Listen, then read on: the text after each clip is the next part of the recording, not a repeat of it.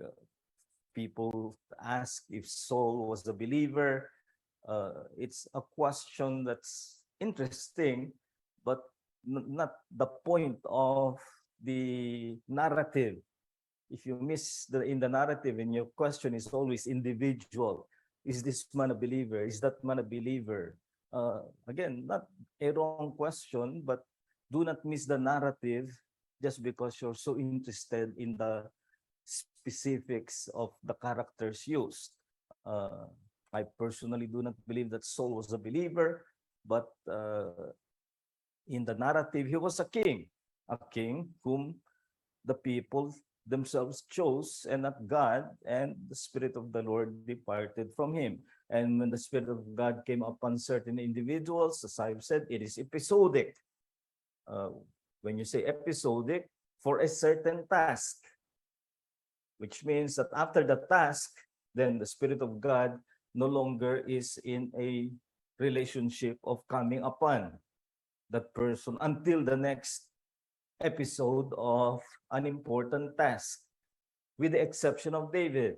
David had the Spirit of God coming upon him, and we are told from that day forward, from Christian Wayne Gamba, uh, can we also say that the Holy Spirit deals with the prophets sa pamamagitan ng angels?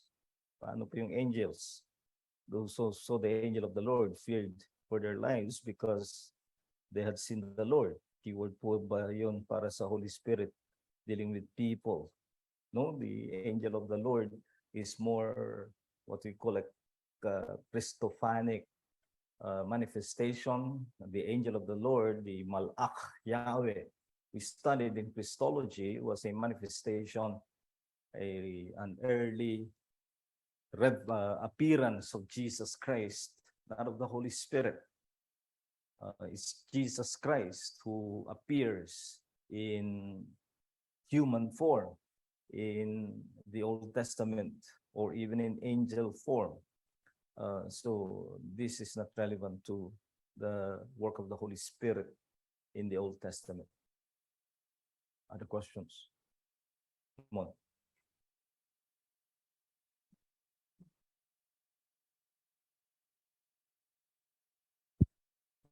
Morning, Pastor. Just a clarification po, Pastor. You have mentioned that Baal and Balaam and Saul was used by the Lord, or the Spirit of the Lord, to be a prophet, even though they are not worthy of it, or hindi ideal para sa kanila. So the question is, uh, even the Lord used them, they are considered as a prophet of the Lord. Yes, in the fact that word is used for the prophecy of Balaam as well as for the prophecy of Saul.